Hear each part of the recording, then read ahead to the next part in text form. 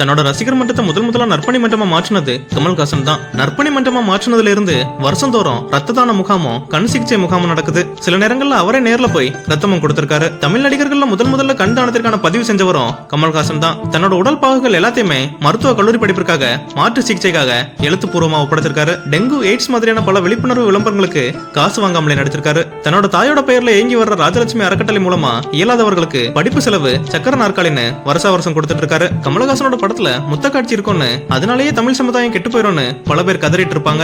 ஆனா இவரோட படங்கள்ல தேவையில்லாம புகைப்பிடிக்கிற காட்சி கூட இருக்காது. முக்கியமா பெரிய பெரிய நடிகர்கள் போல போஸ்டர்கள்ல பீடி, சிகரெட் சுருட்டுன்னு குடிக்கிற மாதிரி காட்சிகள் இடம்பெறாது. கதைக்கு தேவையில்லாம கமல்ஹாசனோட படங்கள்ல குடிக்கிற காட்சிகளோ டாஸ்மாக் பார் போன்ற காட்சிகளோ இடம்பெறதே கிடையாது. ஒரு சில தவிர்க்க முடியாத படங்கள்ல மட்டும்தான் இந்த மாதிரியான காட்சிகளை வச்சிருப்பாங்க.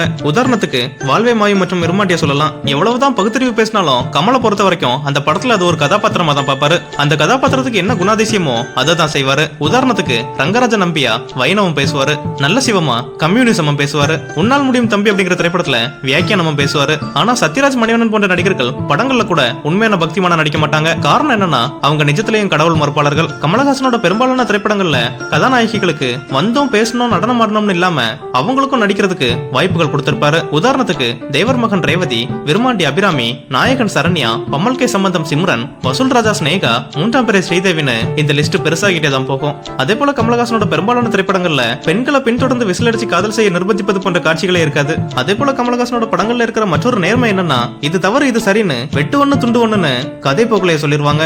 அந்தந்த காலகட்டங்களுக்கு ஏற்ப படம் கொடுத்ததும் கமலஹாசன் தான். வேலையில்லா திண்டாட்டம் உச்சத்துல இருந்த போது வறுமையின் நிறம் சிவப்பு, சத்யா போன்ற படங்களையும், நிதி நிறுவனங்களோட மோசடி உச்சத்துல இருந்த சமயத்துல மகாநதி திரைப்படமும், தீவிரவாதம் உச்சத்துல இருந்தப்போ குருதிப்புணல் விஸ்வரூபம்னு 2 படங்களும், இலங்கையில போர் உச்சம் பெற ஆரம்பிச்ச போது தெனாலி அப்படிங்கிற படத்தையும் எடுத்தாரு. கமலோட படங்கள்ல எப்பவும் ஹீரோவோட துதிப்பாடுற வசனங்கள் இருக்காது. வசூல் ராஜா அப்படிங்கிற ஒரு படத்தை தவிர வேற எந்த படத்துலயும் எந்த ஒரு காரணமும் இல்லாம அவரை புகழ்றதே கிடையாது. உதாரணத்துக்கு விருமாண்டில கமலஹாசனோட பாட்டி அவரை கேவலமா ஜல்லிக்கட்டுல திட்டுவாங்க. சிங்காரவேலன் திரைப்படத்துல கவுண்டமணியும் கமலஹாசனை கலாய்ப்பாரு. 29 வயசுல 60 வயது முதியவர் வேடத்துல நடிச்ச மெச்சூரிட்டியும் இவருக்கு மட்டும்தான் இருக்கு. இத்தனைக்கும் படத்துல சிறு வயது கமலை விட முதியவரா வரக்கூடிய கமலோட காட்சிகள் தான் அதிகமா இருந்துச்சு. அதே போல கமலஹாசனோட பெரும்பாலான திரைப்படங்கள்ல தேவையில்லாத குத்துப்பாடல்களே இருக்காது. கமலஹாசனோட திரைப்படங்கள்ல வந்தாலே இன்னும் சிறப்பாக நடிக்கிற நடிகர்களும் இருக்காங்க. உதாரணத்துக்கு நாசர், டெல்லி கணேஷ், அப்பாஸ், ஜெயராம். கமலஹாசனோட பெரும்பாலான திரைப்படங்கள்ல பாடல்கள் எல்லாமே நல்லா இருக்கும். கமலஹாசன் எந்த ஒரு இசையமைப்பாளர்கிட்ட சேர்ந்தாலும் பாடல்கள் எல்லாமே வேற ரகத்துல தான் உருவாகும். அதுலயும் குறிப்பா இளையராஜா எங்க இருந்து தான் இவருக்கு மட்டும் இப்படி ஒரு பாடல்களை கொடுத்தாருன்னு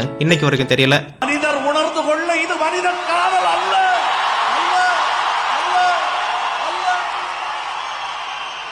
அதையும் தாண்டி புனிதமான